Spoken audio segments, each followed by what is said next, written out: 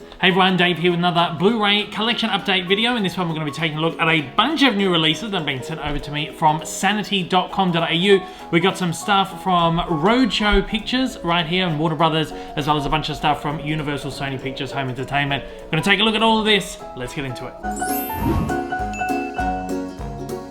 Alright, so as I said, we've got a bunch of titles to take a look at here from the wonderful sanity.com.au. Of course, head over to the website and you can pick up all of these titles and so much more. Really great range of stuff over there. Firstly, we'll take a look at these ones right here. This is the handful that have been sent over to me from Roadshow Films. Of course, they handle Warner Brothers distribution as well, so we've got a couple of Warner titles in here. First up, we'll start with this one right at the front. This is the brand new 4K release of The Exorcist. Of course, the original classic from 1973, released just in time for the new sequel, which I've heard nothing but bad things about. But of course, this is the classic sort of supernatural thriller horror film, considered one of the scariest movies ever made. And it certainly is. It's very, very frightening, and it holds up all of this time later. This looks fantastic in 4K. It has cleaned up, looking really, really beautiful, really crisp and clear, very cinematic. I know there's been a little bit of controversy or a little bit of sort of discourse around the color timing used in certain scenes on this. It's apparently not correct. I've only watched the movie a couple of times, so I'm not the biggest expert on it all, but it looked okay to my eyes. Apparently, I think in the exorcism scene, it's too blue or too green or something like that. Anyway, to me, it looked perfectly fine. Now, this edition here that you'll get in Australia, as you saw, only comes with 2 discs. It has got the original theatrical cut of the film, which I'm not sure I've ever actually watched. It also has the director's cut, which I think goes for about 10 minutes longer, which is the version that I have watched in the past. Both on 4K discs. You don't get the Blu-ray disc included in this, which I think you did get if you picked up the copy from the US or the UK, which has, of course, the movie on Blu-ray and all the bonus features. This only has a commentary on there and an introduction from the director, William Friedkin, and that's it. So if you do want a kind of more expansive version of this, you know where to pick that up. Otherwise, happily pick it up locally. I've got the original Blu-ray in my collection, so I'm happy to just kind of have them both together. I'll probably put together I'll put the Blu-ray disc in that case to save on some space. This one here is the next one that's been sent in. This is Pennyworth, which as of this season, the third and final season, was given the subtitle The Origins of Batman's Butler. Pennyworth, The Origins of Batman's Butler. I guess people weren't watching this, so they had to make it very clear what this was. Of course, it said origin story. I think, I'm not entirely sure because I've never actually watched it, but I think it was a prequel to the Gotham series. I think it's connected in that same universe, focusing on Batman's butler, Alfred, sort of in his early years as a SAS agent for the British, an SAS soldier for the British government or whatever, and sort of how he becomes the butler of the Wayne family. Doesn't sound like the most gripping of series, and naturally it didn't last very long, only 3 seasons, but I'm willing to check this one out. It sounds kind of interesting. So yeah, that's one of the more recent DC series. I believe it was a Max original. But yeah, that's the 3rd and final season. You can pick that up on Blu-ray right now if you're a fan. And I've been sent this one, which I don't know anything about. This is the very first time I'm hearing about this. It's called Simulant. This is DVD only, obviously. This is one that's been distributed by Roadshow, so this isn't a Warner title. The near future, androids walk among us. Some look, talk, and act like robots. Others, called simulates, are physically indistinguishable from humans. I guess it's like a war between humans and AI uprising. AI uprising is coming, it says there.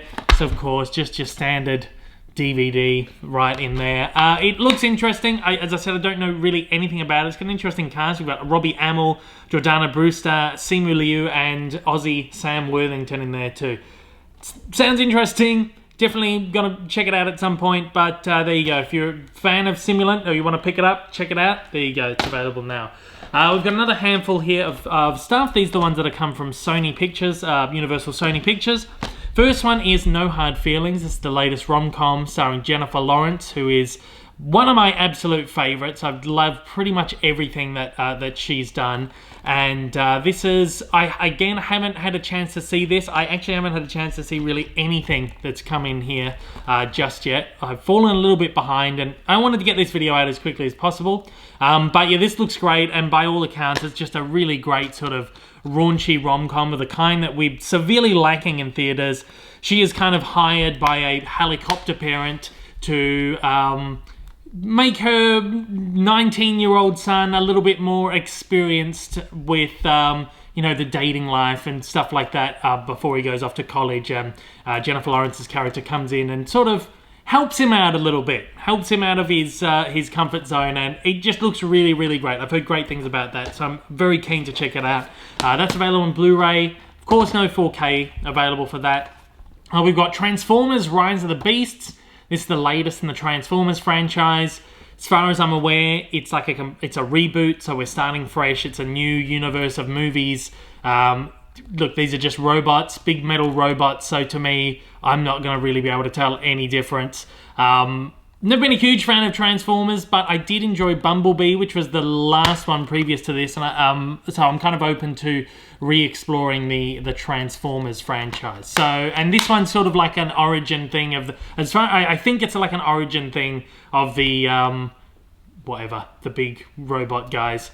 So yeah, I'm keen to check this out. This is available in 4K as well. Only got sent over the Blu-ray disc of that, but you can get the 4K of that if you're after it. Next one here is Insidious: The Red Door, which is Insidious number 5, I think.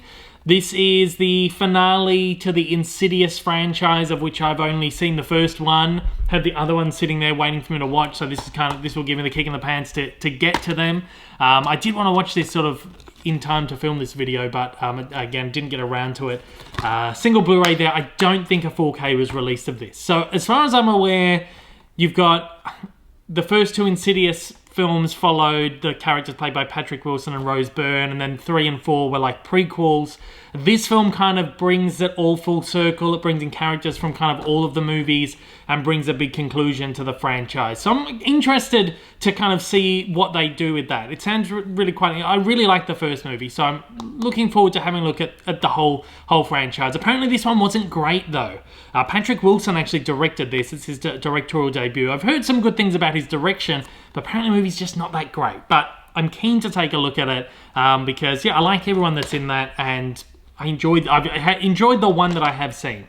Next up, we have got Hotel Transylvania Transformania, which is the 4th film in the franchise. This was released direct to Amazon Prime Video during COVID, or just after COVID. It was supposed to go to theaters, and then COVID happened. It kept getting delayed, and it was one of the first movies that kind of got handballed off to a streaming service, where the studio actually sold the distribution to a streaming service. But it's available now on home media. Unfortunately, in Australia, we've only got a DVD of this, which is kind of pretty standard for Sony when it comes to the streaming films. But there is a Blu-ray over in America of this.